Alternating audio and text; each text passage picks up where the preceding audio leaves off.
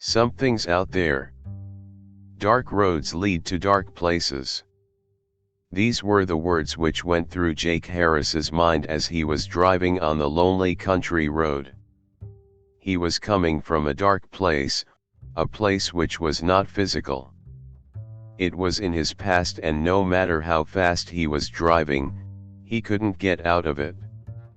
Guilt is a dangerous feeling. It was eating him for a few years, so he was driving away from the big city. He needed some time on his own. The state of Wisconsin proved to be an excellent choice for him. Jake's late parents had a cabin somewhere north, in the woods. He was heading in that direction in order to escape for a few days. Sleepiness crawled over him, and he had a hard time concentrating on the road. He was driving for many hours now. Driving was also a thing which he loved. Long roads were his favorite. Since his wife and son had died, he was often on the road. Sometimes, Jake just got into the car and drove off into nowhere. The road wasn't lit very well. It was a country road after all, which hadn't been rehabilitated since 1980. Now, in 2005, its condition was already decayed by weather and because of the high frequency of truck traffic. Now the trucks tried to avoid this road as much as possible because of its poor condition. Many of the lights weren't working, and nobody bothered repairing them. Jake had to pay extra attention to the road and anything on the side. He didn't want to risk hitting a deer or a wild boar. He reached a wooded area. I must be close, he thought, and pressed the gas pedal a little harder. After passing a dangerous curve, Jake spotted one of the light poles. Right behind the light pole, there was a sign which stated that there is a gas station at about 1 mile down the road. He glanced at the instrument panel. It showed that there is still some gas in the tank. Glancing back at the sign, he saw that the light wasn't working properly. It kept fading and then brightening again. It was a strange occurrence.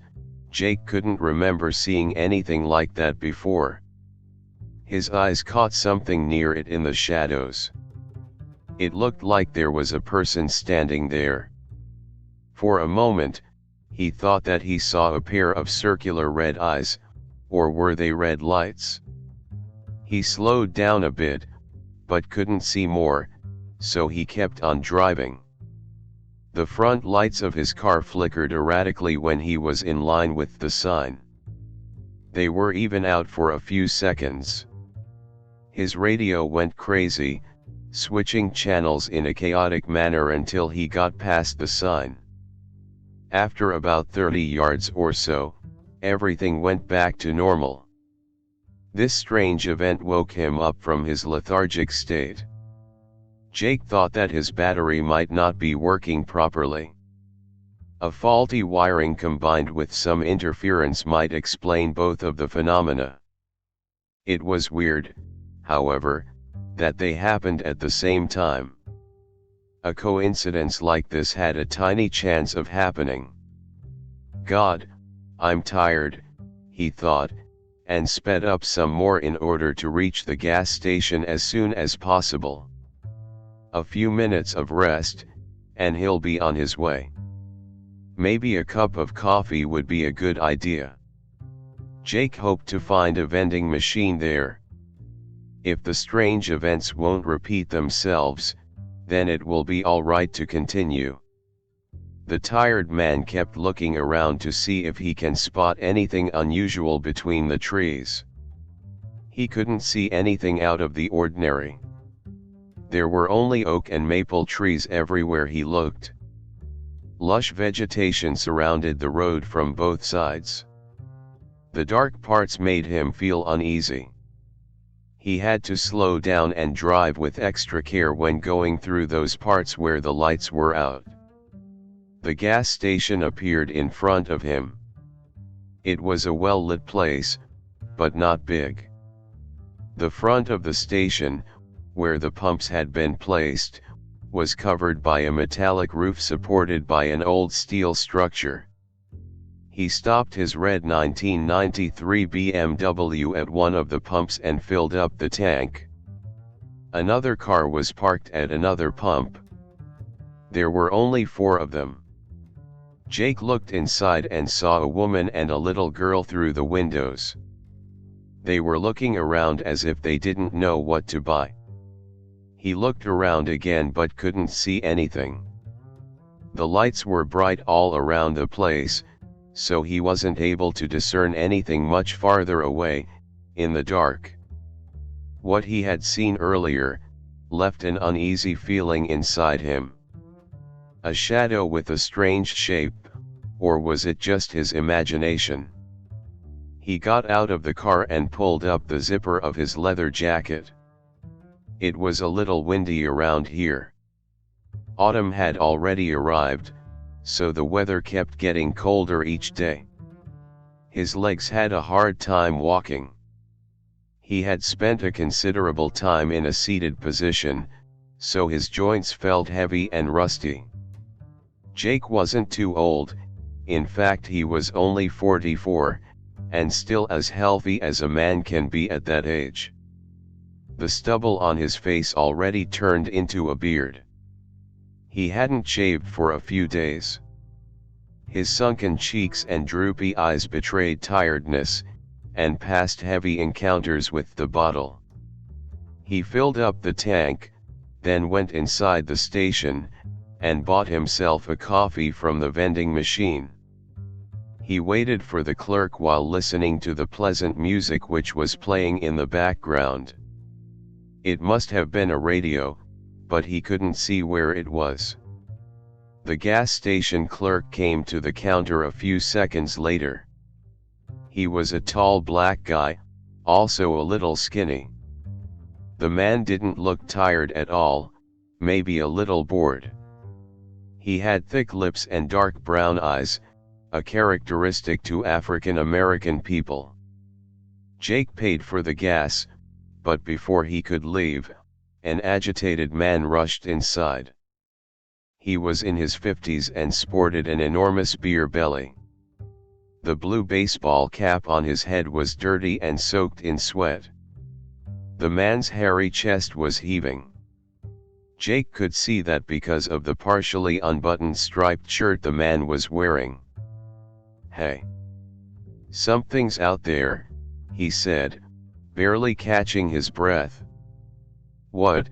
asked the clerk with a surprised look. "There's..." the big man began while he was huffing and puffing, "there's something out there. I saw a..." "What's out there?" asked Jake with furrowed brows. I don't know, but it looked like a man." "So what?" asked the clerk, "maybe it was a man." "Yeah, but he was black." "Haha, no shit. I'm black too, man." "No, not like that. He was completely black." "I'm completely black too." "No, not like that.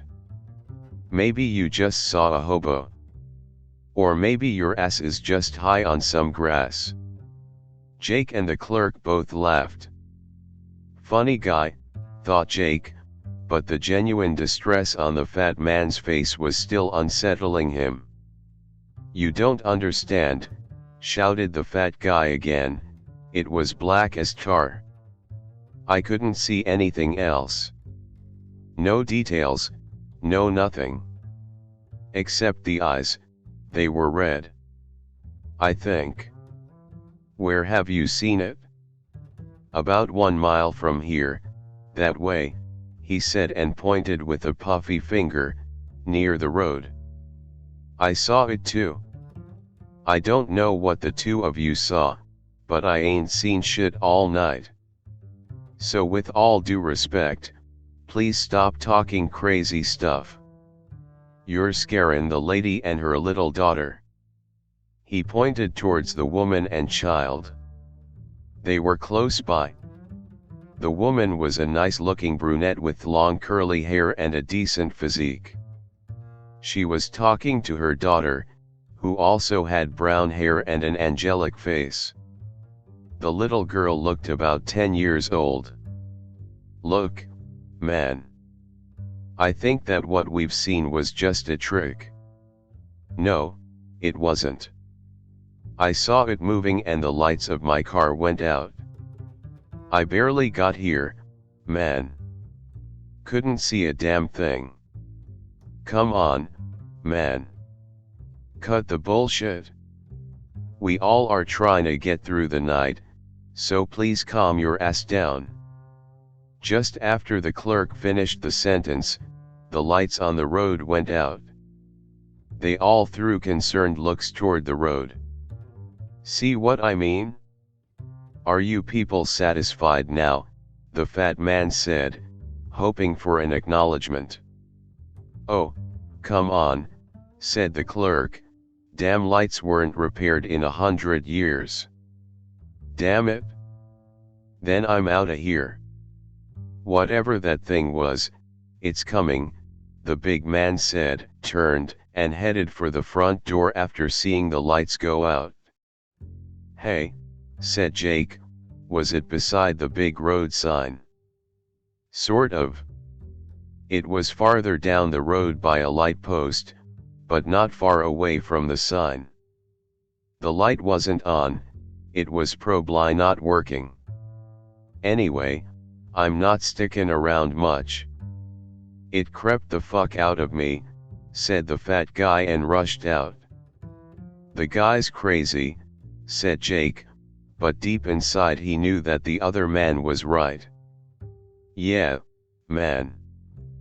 But haven't you said that you've seen it too?" "I don't know what I've seen," said Jake and turned to go. Jake didn't like this. If there's one more person who had seen the strange apparition, then there might have been something there after all. He didn't see it well and didn't want to draw conclusions. It might be just a prank by local kids. He remembered a story from his teens. What he saw earlier was eerily similar to that. A long time ago, he and a few friends cut a piece of cardboard in order to resemble an evil face. Then they folded it up to look like a cylinder. After that, they glued a piece of cardboard to the top and one to the bottom. It resembled a jack-o'-lantern in the end.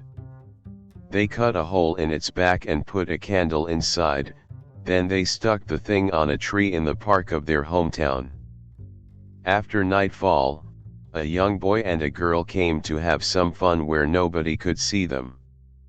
When they noticed it, they got scared and ran away screaming. Jake smiled at the thought, he still saw their scared faces. It sure looked like one of those pranks. The woman and the girl just arrived at the counter, and the woman wanted to pay. Jake looked at the woman and her child, they both looked back at him and smiled. He did the same, then headed to the door.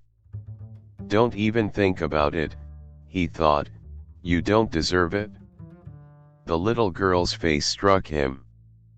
She resembled his late son, Clark. The girl had the same cheeks, a very similar nose, and the look in her eyes was just like Clark's. She was smiling with her eyes too, she was beautiful. Her smile brought back some painful memories. These memories dated back 4 years, and Jake hated them as he hated himself. His wife and son were no more because of him. Only death could save him from the guilt he was feeling. He didn't start a new life since their death, he couldn't. The road was his salvation when he wasn't working. Jake was driving because this way he could avoid the damned bottle. He couldn't drink himself to death when being at the wheel. His life mattered little to him, but he didn't want to kill anybody else. Sometimes he was fantasizing about saving somebody else at the expense of his own life in order to die at least half at peace. Jake walked out the front door and saw the big guy driving out of the station. He was driving an old pickup truck. Jake was wondering how it was still in one piece and didn't fall apart 100 years ago. The man wasn't hesitating much. He must have stepped on the gas really hard because he was out on the road in no time. The fat man was speeding away in his decrepit excuse of a car with no working lights, and he disappeared behind the trees. He didn't get far, however. Jake heard tires screeching and then a loud crashing noise. The crashing noise was quickly followed by a harsh metallic one, then an elongated scream. Jake couldn't see anything because of the lush vegetation surrounding the station, but he knew it was bad. He rushed back inside right away. "Hey," he shouted to the clerk, "I think the big guy just had an accident." "I'm coming right away," said the clerk and grabbed a flashlight. He then ran outside, right behind Jake. The woman and the child remained inside. The woman didn't want her daughter to see anything related to an accident. Jake reached the fat man's car. It looked like the man tried to avoid something on the road. Something he saw too late. The car hit an enormous tree and now lay on the side of the road, smoking. The two men looked inside the car, but they couldn't see the driver. They saw right away that the steering wheel was bloody. It was an old car, so it most likely didn't even have an airbag. Even if it had one, it was obviously not working. They noticed that the right-hand door wasn't where it should have been. It was ripped out of its hinges and was lying about 5 yards away between the trees. The impact didn't look so forceful for the door to be that far away. Even for a wreck of a car like that pickup truck, it appeared impossible. "What the hell happened here?" asked Jake and threw his hands in the air. "I dunno, man. Ain't no sign of the fat dude." They looked around the car and under it. The men even searched the surroundings, but they found nothing. Jake's guts were twisting and turning. The sight of the red-eyed shape came back to him. If it were only for him to see it, it would have been fine. The really unnerving fact was that the fat guy had also seen something, and even closer to the station. What if that thing reached the station? Maybe the road lights turning off were a sign that it was here. "It's a mess, man," said the clerk, looking confused. "Yeah, but where the hell did he go?" "Yo, I don't know, but let's not just stand here. I'm gonna call emergency."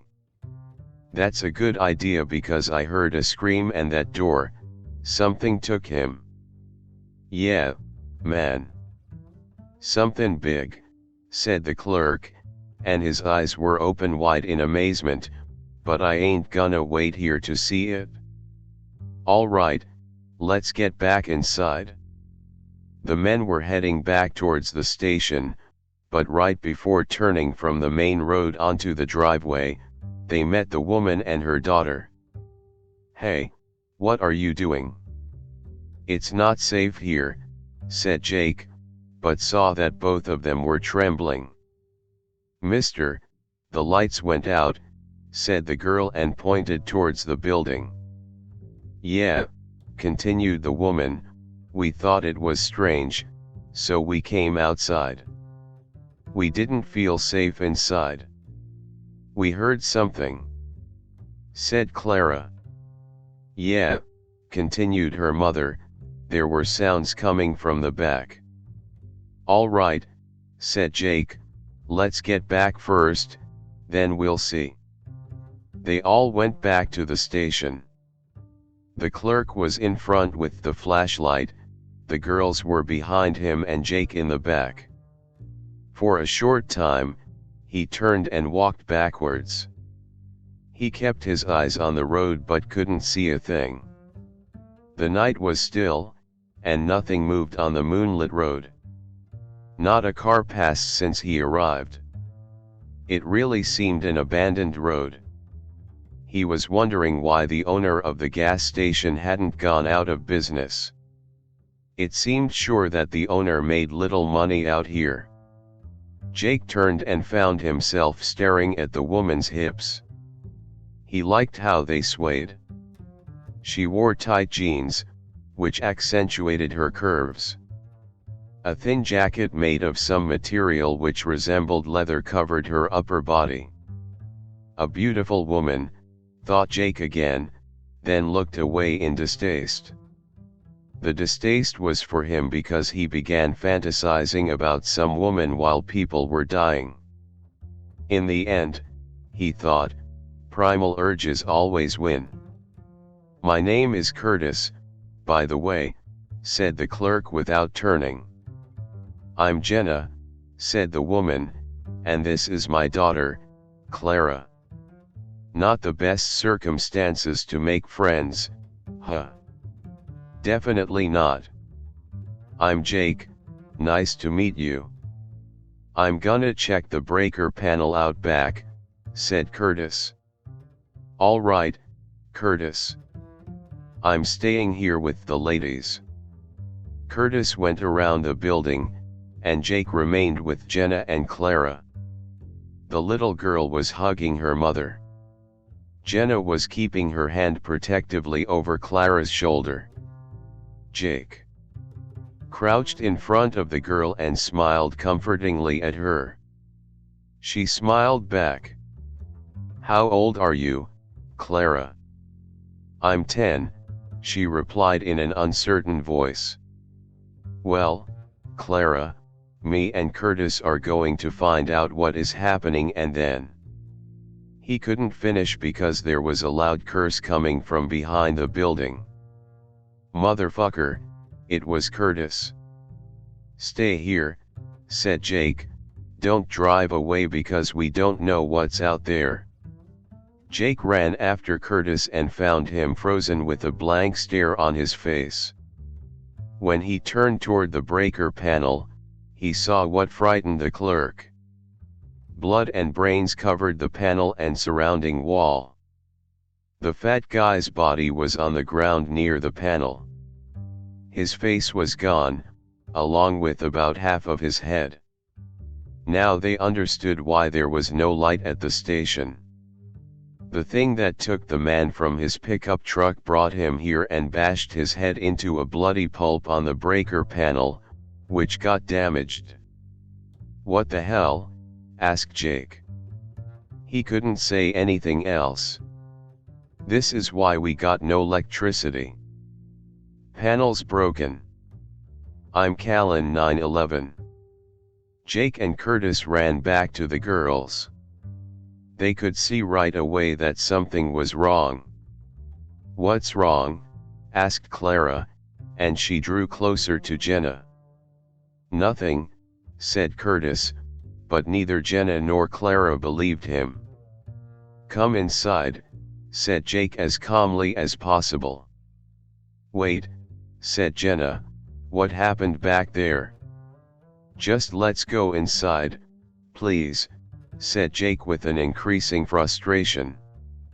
The girls obeyed, and after they entered, they saw Curtis frantically buttoning his phone. "Could somebody please tell me what is wrong?" Jake took her by the hand and pulled her away from Clara, then quickly told her about the body. She gasped in fright but tried to muffle it with her hand. Jake told her they will try to call the authorities and solve the problem without Clara knowing much of it. Protecting the little girl was imperative. He didn't want her to be traumatized at such an early age. "Damn," said Curtis, my signal is bad. Lemme try the landline. He picked up the phone and dialed 911, then waited. Somebody picked it up, then the line went dead. After a few more times, it worked again. The line didn't go dead right away, so he could speak to some extent, then it went dead again. Did it work? Asked Jenna. I dunno. I talked to an operator, but I'm not sure she could hear me right. Let's hope they received at least where we are. So, said Jenna, now what? We wait, said Jake. For what? We can't even be sure if help is on its way or not. Because the thing that did. Jake began, then realized it is a mistake and stopped mid-sentence. What thing? Asked Clara with a growing distress. Nothing, honey. Could you please help Curtis find what he is looking for? Yeah, sure, said Clara and went behind the counter where the clerk was searching for flashlights and other useful stuff.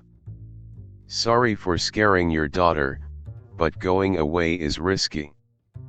We don't know what's out there. Then why is waiting here a better option? That thing could be anywhere, even inside. Yeah, I know, but I saw the fat guy drive away and now he is dead, all right. Looks like we don't have a right option, isn't it? No, not really. The only sure thing is that being outside is deadly. Also, there has to be something with the lights. Yo, what do you mean? Asked Curtis, who overheard some of the discussion. The road outside is not well lit. Jake began. Yeah, Curtis cut in, damn politicians ain't wanna fix shit here. Yes, I know. The thing is, when the fat guy left, his lights weren't working. Yeah, he told us, man. I remember now, but what's your point? What's with the lights? Asked Jenna, throwing suspicious looks at the men. He also said that his lights went out when he saw something on the roadside. I saw it too, and when I got close to it, my lights went downright crazy. Like in horror movies? Asked Curtis. I don't like horror movies, said Clara, trying to interfere with the adults, but she wasn't successful. Something like that, yeah. And that thing, it was not human. Are you listening to yourselves? Jenna shouted in irritation. Really? Horror movies, monsters. You two must have smoked something. Come with me, said Jake and extended his hand toward her. Excuse me, she asked, not understanding what the man wanted.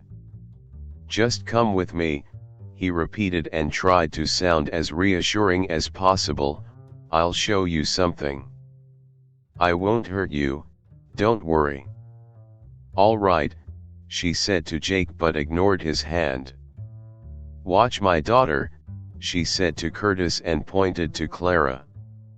Yes, ma'am, no problem, he said, continued his rummaging.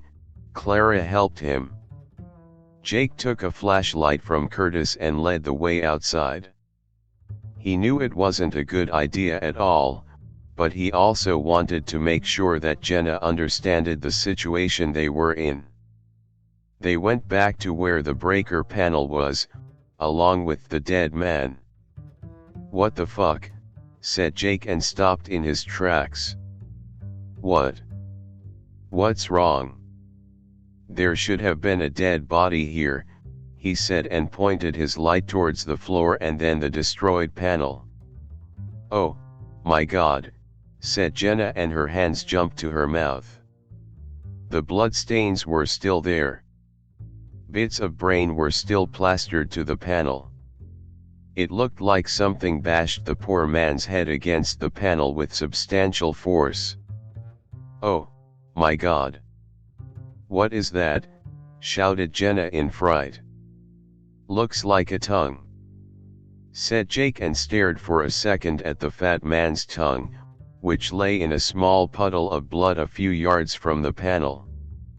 Jake noticed that the blood stains on the ground continued all the way towards the forest. He shone his light on the ground where the body used to be, then traced the blood-red streak until it disappeared into the darkness of the trees.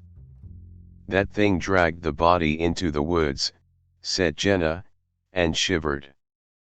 "Yeah, but why?" "I don't know. Maybe to eat it? Maybe. I don't know, but why leave it here first, and take it away later?" Jake froze after his light beam fell on something he didn't see before. He gasped, and Jenna threw a half-frightened, half-worried look at him. "What's that?" she asked, and went closer to him in order to see what made the man stare so dumbfounded at the ground. There on the decades-old asphalt, near the bloody drag marks, a name was painted on the ground. Jake couldn't believe his eyes. The moment he saw the bloody name on the ground, he knew that tonight's events are not random. They have something to do with him. When he was pondering the implications, Jenna interrupted him. "Clark? Who the hell is Clark?" He was my son." "Was? He died?" said Jake, and his voice was almost stuck in his throat. "I'm sorry," said Jenna, and put a hand on Jake's shoulder. "Yeah, thanks. Let's get back to—" A loud scream interrupted him. It was Clara. It couldn't have been anybody else. "Oh no, Clara!" shouted Jenna, and ran back towards the front of the station. Jake followed. A stream of light was illuminating the driveway from inside. It looked like somebody was searching for something. "Mommy!" screamed Clara, and ran out through the front door, then hugged her mother. "It's all right, honey. I'm here." "What happened?" "A monster wanted to take me. Curtis chased it away," she said, but couldn't control herself anymore and cried. "Hey, y'all need to get inside," said Curtis, who was standing in front of the entrance. They followed the clerk's instructions and hurried in. He was trembling from head to toe. His chest was heaving and the flashlight in his right hand was shaking. "What happened?" asked Jenna while still hugging her daughter. "She said," began Curtis, "she said she wanted some candy, you know. So I let her search for candy. She wandered away, then I heard the scream. I ran to her. She was by the big glass wall in the front. I pointed my light to her, but then I saw the thing you were talking about behind her." Jenna held her hands to her chest like she was having a heart attack. She felt relieved because Clara was still alive, but she also knew that her daughter's life had almost been ended. "And what happened next?" asked Jake, who could speak. Jenna was still shaking. "It disappeared. It dissolved into thin air. I can't explain it, and I couldn't see much. It was big, man." "The light," said Jenna after waking up from her stupor, "the light made it go away. Like you've said before." "Will the monster come back, Mommy?" asked Clara, still with tears in her eyes. "I don't know, honey. All I know is that we will not let it hurt you, all right?" The girl just nodded, then buried her head into her mother's shirt. She didn't want to let her go. Jenna really wanted to protect her daughter. What kind of mother wouldn't? The problem was that she didn't know how. She had to rely on the two men who were as lost as she was.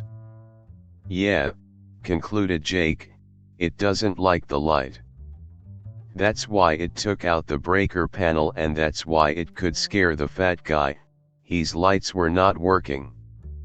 Yo, the fat dude said his lights went out when he passed the thing on the road. You passed it too, but your lights are working, right? Yeah, I think so. When I passed the thing the first time, my lights flickered and my radio went nuts. It all returned to normal after I got farther down the road. How come that your lights were still working? Jenna asked. I don't have the vaguest idea. Your lights were okay when you were on the road. Yes, but I came from the opposite direction. Okay, replied Jake, we don't know what the hell this thing is, so we better make sure that we are surrounded by light all the time. How many flashlights do we have? We have 4, said Curtis and pointed to the counter. One is mine, the other is yours, and we still have 2 extra. Jake took one of the lights and gave it to Jenna. She took it and looked in his eyes with compassion, but also some hope. Jake seemed to her like a man who could save her and Clara. Not that Curtis seemed less capable to her, but she saw something in Jake. She didn't know for sure what it was. Maybe she saw in his eyes that he wouldn't hesitate a second in order to save them. Hey, Curtis, said Jake, have you seen anything unusual here lately? Anything which might explain all this? Yo, I'm working here for a month or so and I'm sure as hell ain't seen any crazy shit going on round here until your weird ass showed up tonight. Jake lowered his head. He was thinking. Maybe these events are truly tied to him somehow, but he couldn't understand how. I don't know, Curtis. Let's just get through the night, okay? Let's do it, man. Hopefully, our batteries are gonna last. Aren't you selling flashlights here? Asked Jenna, perplexed. No ma'am, this was the same question I asked the boss when coming here to work. He said that he plans to sell 'em in the future, but not yet. Business strategies, you know. Or the lack of them. Jenna cut in. Shit. Jake exclaimed after their flashlights went out. Darkness enveloped them, and they felt icy fingers crawl up their backs. Clara hugged her mother more tightly. The two men tried with desperate moves to restart the lights, but it was futile. Just when they thought that it will be over, they heard sirens. Soon, a police cruiser turned onto the driveway with its blue and red lights whirling around. The people inside the station sighed in relief. Finally, they have been rescued, and the ordeal was over. At least this is what they thought. Better stated, this is what they all wanted to be true. The car didn't get too close because its siren and lights went dead in an instant. The driver tried to restart the engine a few more times but wasn't successful. He also tried the radio, but it was dead. Jake opened the front door and was heading out to meet the police officers, but then halted in his tracks. To his right, between the tall bushes, he saw something moving. At first, he thought that it was the wind, but no, it had an abnormal form. A tall, dark shape emerged onto the driveway. It had no visible features, only an outline, otherwise it was complete blackness. Outside was dark, but the visibility was still acceptable because the sky wasn't clouded. The faint moonlight somewhat illuminated the surroundings. Other than that, there was nothing else.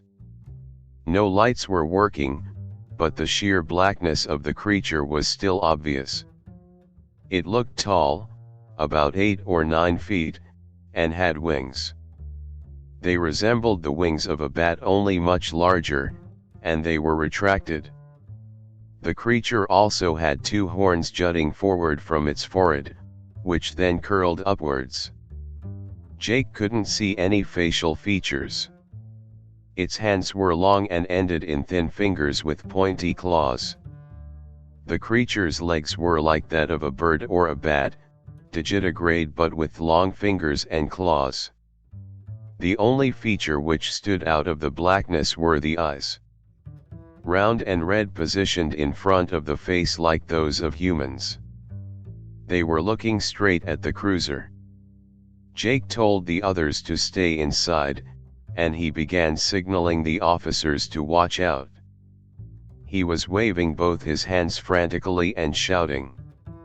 He knew that this was the most idiotic thing he could do, but didn't want to have more people on his conscience. His wife and son were enough for him. Watch out!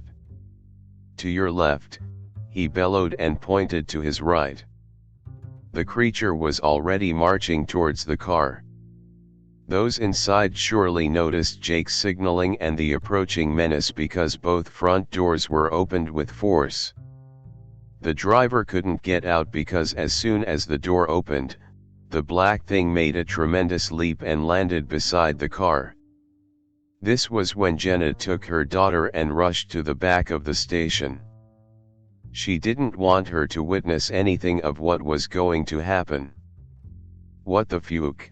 came the panicked shout from the police officer as the creature grabbed the door and ripped it off like it was nothing. From the passenger side, a female officer jumped out and fell on her butt while screaming in terror. Her colleague, the driver, managed to somehow pull out his sidearm and began firing. It didn't matter, the thing was not even flinching as the bullets went through it. Jake assumed that the shots couldn't have been off target because of the distance between the shooter and the monster was only about 6 feet. Jake was standing there transfixed as the black thing with raging red eyes got hold of the police officer, yanked him out of the car, and then with a terrifying roar spread its wings. It was one hell of a sight. The creature's wingspan was at least of 10 yards, maybe even more. The police officer was alive and screaming, but he couldn't do much against the winged darkness. It jumped up in the air, then with a mighty flap of its wings it got even higher.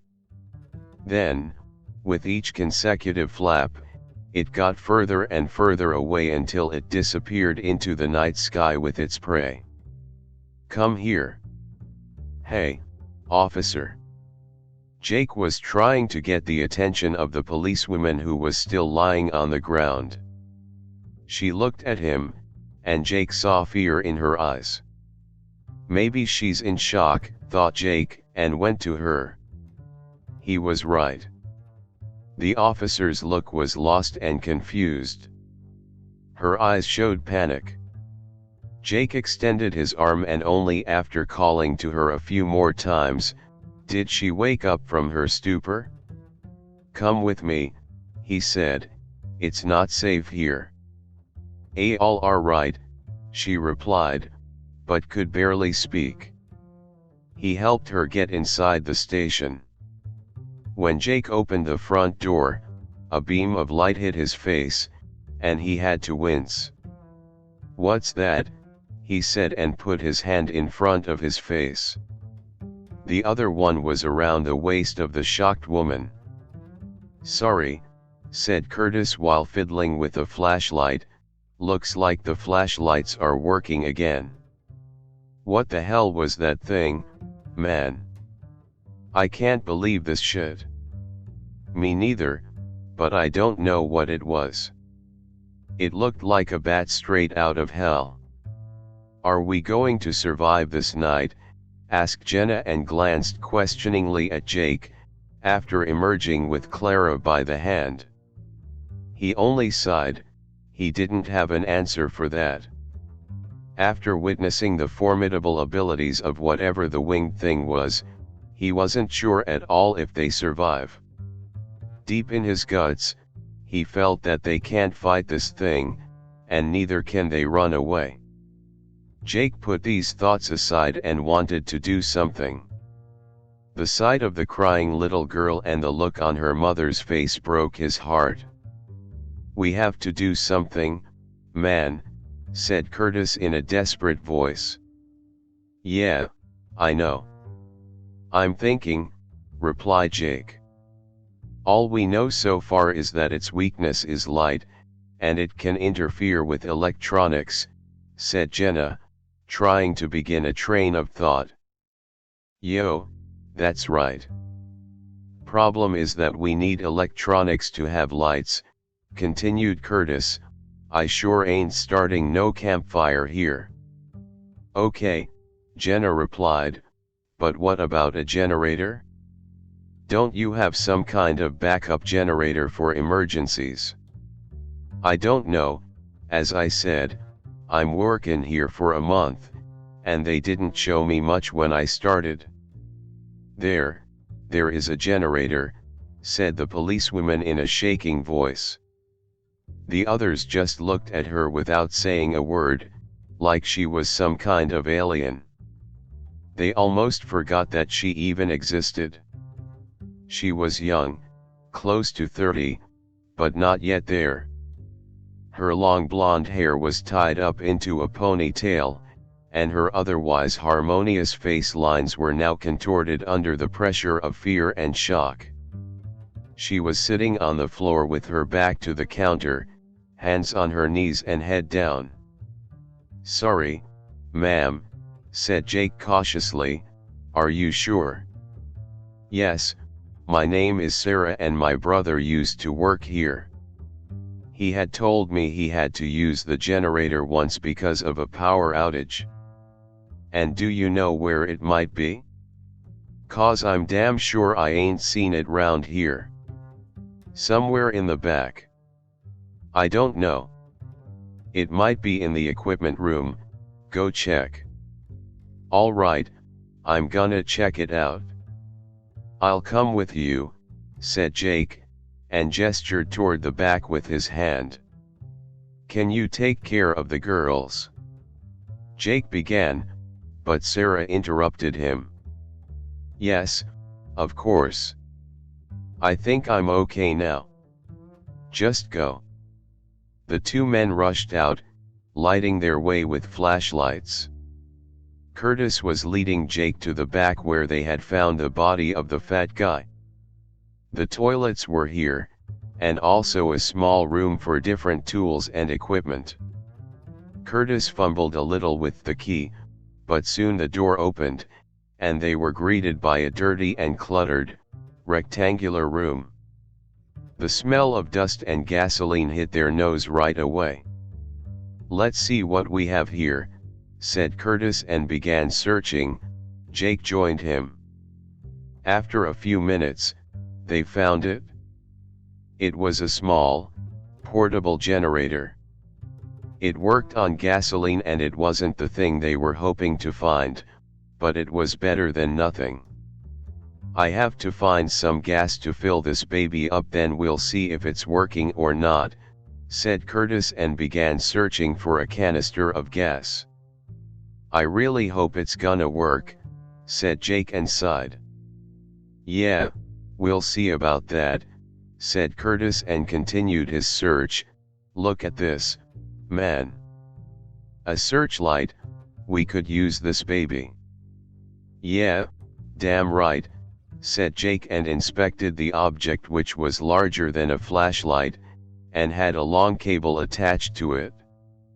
Their flashlights flickered wildly, then switched off. 3 screams erupted from the front, then the lights switched back on. They both got startled by the sounds, and Curtis started for the door with a panther's agility. "No," said Jake, "stay here and get this thing going. We'll need light as soon as possible." "All right, man. Go," Curtis replied, and his hands were already shaking. Jake ran to the front to see what had happened. When he reached the entrance and looked to the glass wall, he almost screamed himself. The upper torso of a man was crawling towards him with his eyes fixed on Jake. Sarah was standing in the doorway without a clue about what she should do. Jenna was inside, and she was cradling her daughter, so she doesn't see these horrible events. The mangled body was inching its way towards Jake, and he didn't have a clue what to do. He recognized him by the uniform. He was the taken police officer, more correctly the remaining half of him. His first thought was that he should help the man, but something told him that this shouldn't be happening. It's not normal for a man to crawl who knows how much after he was ripped in two. The shock and blood loss must be extreme in these cases. He remembered an event which he witnessed when he was younger. It taught him for life that he should not play with speed limits. Years ago, a young man was racing like crazy with his new motorbike. His parents just bought him the bike because it was his birthday. The guy lost control of the bike, hit the side of a car and flew sideways straight into a pole. His body was cut in 2 pieces. Poor bastard was still alive for a few seconds because of the adrenaline. He tried to crawl to his lower body and somehow put it back. When the paramedics lifted him up, all his insides had fallen out onto the ground. Jake saw his eyes when he was crawling to gather up his guts, and they didn't look like the eyes of this man. These were evil and resolute. His suspicions became reality when the crawling torso spoke in an almost feminine voice. "Why did you let us die?" he spoke, and the others cringed at the sound of the strange voice. Jake backed up a few steps with his mouth hanging open. He couldn't believe what he was hearing. "It's your fault, Jake. It's all your fault," the torso on the ground said, and then his head fell onto the ground. Then he didn't move anymore. Jake kept looking at the corpse, then to Sarah, who was still standing in the doorway. Her face showed bewilderment and fright. She looked at Jake for answers because she knew that he had some. At least this is what she concluded when looking at his face, which betrayed many feelings. "Hey," she said and extended her hand, "come inside." Jake couldn't say a word. Old feelings rushed back to him like a torrent. The floodgates had been opened. That which was just slowly flowing through recently healed cracks, came down on him again, bathing him in a shower of sorrow. He crashed to the ground and hid his face in his hands. Sarah hurried to him, bent down to the grieving man and put her hand over his shoulder. "Come on. Don't do this. We need you." I killed them," muttered Jake with the blank stare still on his face. "You didn't kill anybody," shouted Sarah, and shook him hard. "Now come inside, will ya?" The man woke up from his stupor and got up. Sarah led him back inside the station. His legs were barely obeying him. His mind was in some other place, a dark place. After Sarah brought Jake back inside, Sarah and Jenna looked at him questioningly. "What was that?" asked Jenna. "How could that man still be alive?" I don't know. He wasn't, said Jake, and his voice was strong-minded now. What do you mean? Asked Sarah. He couldn't have been alive. It was just some sick game played on us by that winged thing. And what about the voice? That voice was not him, I tell you. But whose voice was it? Don't tell me that this voice has something to do.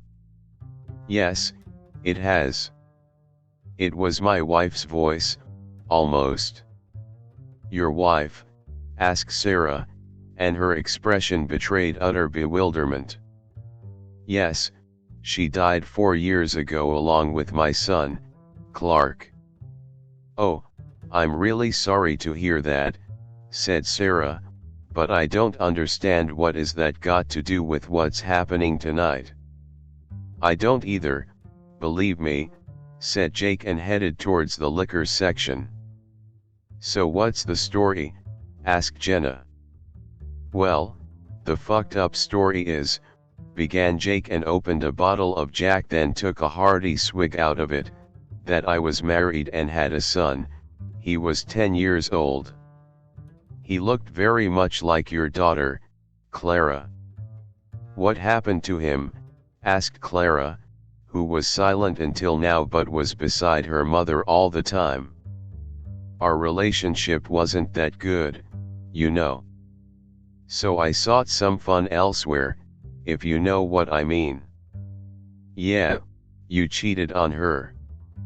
Yes, that right, he replied and took another sip from the bottle, and there is not a single fucking day on this earth when I don't regret doing that. She found out eventually, we had the unavoidable arguments, and then she filed for divorce. We got divorced, she got custody, but I got to see my son, at least. And what happened then? One night they went to their grandmother's. It was a night like this. They were driving on an abandoned country road. She was tired and found herself face to face with a truck. She couldn't avoid it. Oh, my God. I'm sorry, said Sarah. Yeah, me too. Every damn day. The weird thing is that Clark was found with almost all of his head missing several yards away in the forest. Some wild animal dragged him from the wreck. His voice faltered, he felt a knot in his throat. Just like the body of the first victim, said Jenna. Was there a first victim? Asked Sarah. Yes, replied Jenna, in the back. And what about the next one? When emergency services found my wife, only her upper half was left in one piece. The engine was pushed forward, and it crushed everything from her waist down. I see now, said Sarah, and you think that these events have something to do with that? Definitely. I don't know how, but they are related. If I hadn't cheated on her, they could still be alive. It wasn't your fault, said Sarah, cheating on her wasn't an agreeable thing, but their death wasn't your fault. Yeah, my mind keeps telling me that, but what is burning in here, and he put one hand to his chest, is telling me otherwise. Hey, said Jenna, where is Curtis? Damn it, I left him in the back, said Jake and began running to the back. Stay here. When he reached the equipment room, he saw that the door is ajar, but there was no sign of Curtis. The generator and the reflector had been pulled into the doorway. It looked like he was trying to get it to the front, but then something happened. Damn it, he shouted and began searching the surroundings for Curtis. His heart was racing, he didn't want to lose Curtis. In fact, he didn't want to lose anybody. He wanted to make sure that they all survive, but it seemed that it is not a plausible task. Jake kept calling for Curtis, but no answer came. Only the eerie sounds of the night greeted him. Crickets were chirping endlessly in the forest. From deep within the woods, an owl hooted. The harbinger of death, he thought briefly. Is this his destiny? One minor mistake and then only pain and suffering? He didn't deserve this, he thought. Not this much, at least. Others shouldn't pay with their lives just because he was stupid once. Having had no success in finding Curtis, he took the generator and the searchlight, and took them to the front. When he reached the front door, the women already knew that Curtis was gone. "Did you find him?" asked Sarah. "No, there's not a single sign of him." "Oh, no," whimpered Jenna, "are we going to die one by one?" "Mommy, I don't want to die," cried Clara. "I'm sorry, I didn't mean it," Jenna said. "Mommy is just scared, that's all. We will figure something out soon, and we'll go home." "All right. We really have to do something," said Sarah, "because this thing is going to kill us all. I don't want to scare anybody, but we have to get out of here." "Yeah, I agree," said Jake, "but what the hell can we do? We don't know where that thing is, and we don't know how we can stop it." "Let's start the generator, so we have some light," said Sarah, "and then we wait until morning." "I have no better idea." "All right," replied Jake, "I'll try to start it." He took the generator farther inside and switched it on. It was working fine. He then connected the searchlight to the generator. After switching it on, a bright light filled the place. It was much more powerful than their flashlights. The steady roaring of the generator's engine was a welcome sound. "Great, it's working," exclaimed Jenna with some newfound hope in her voice. "Yeah, let's hope the gas is going to last," said Sarah. "Okay, now what?" asked Jenna. "Now we wait," said Jake and took another gulp of whiskey. "We still have a few hours until sunrise." They all gathered close to one another and waited. The light was comforting. Jake checked from time to time the generator to see the level of gasoline. The machine was eating up the gas at a steady state, but it seemed that it will last until sunrise.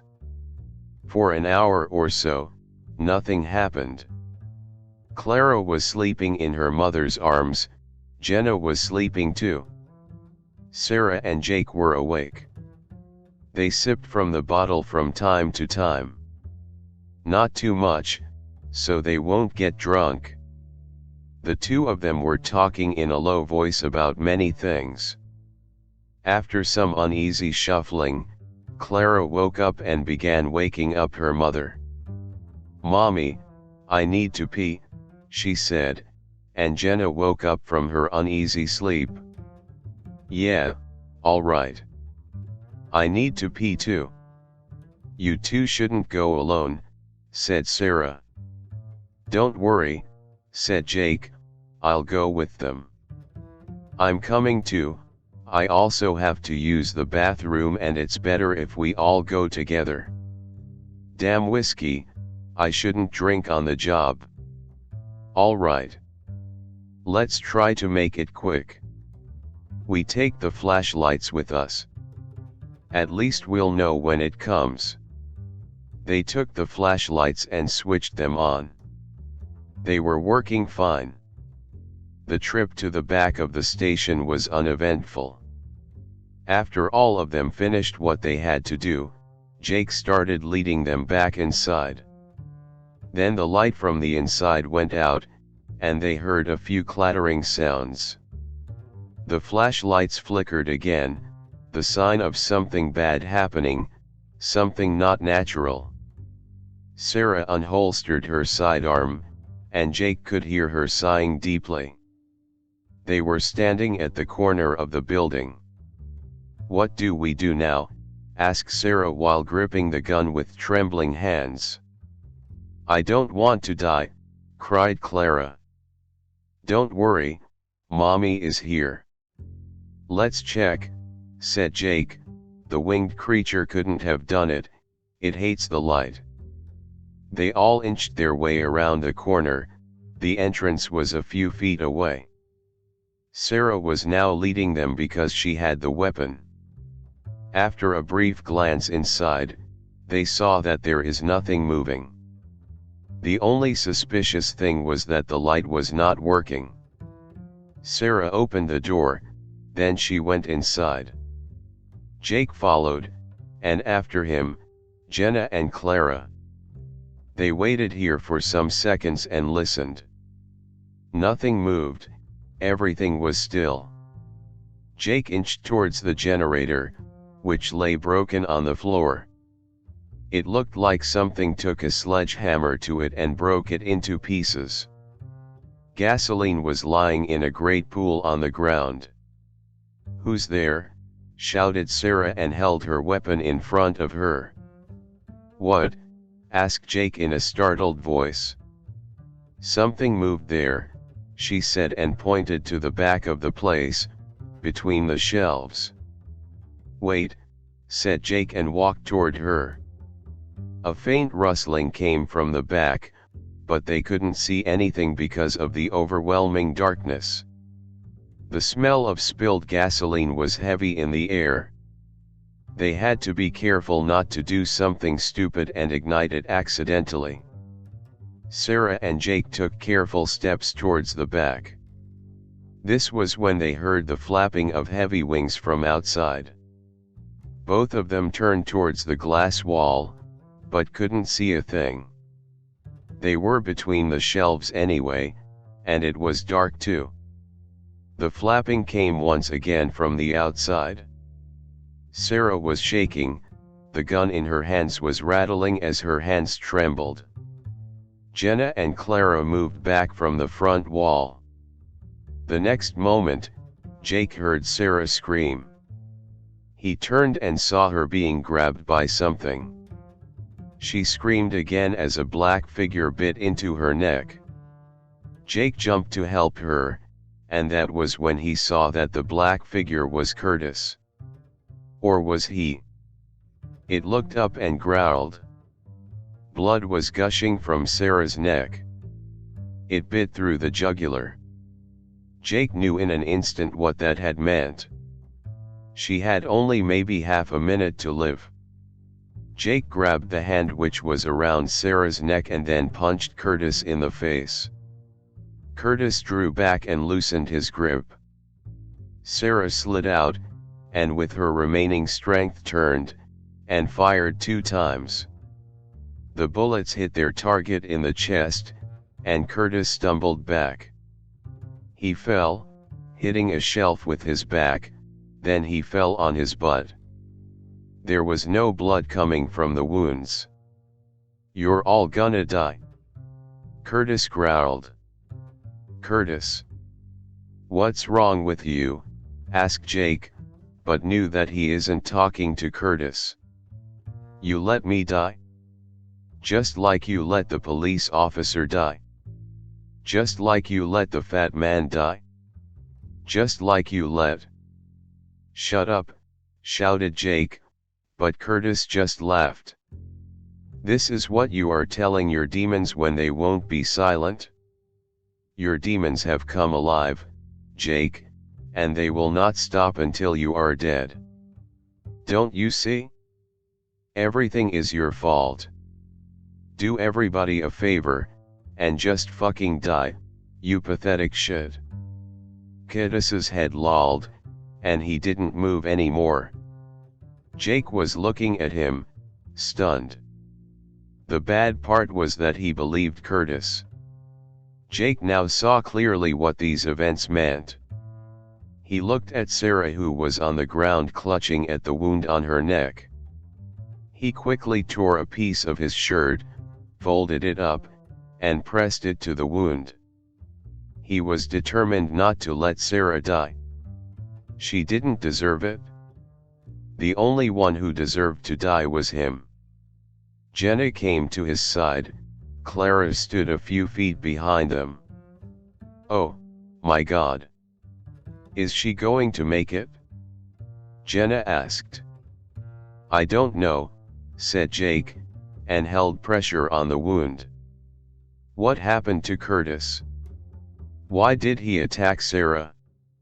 "I don't know. Somehow that creature can control people after they die.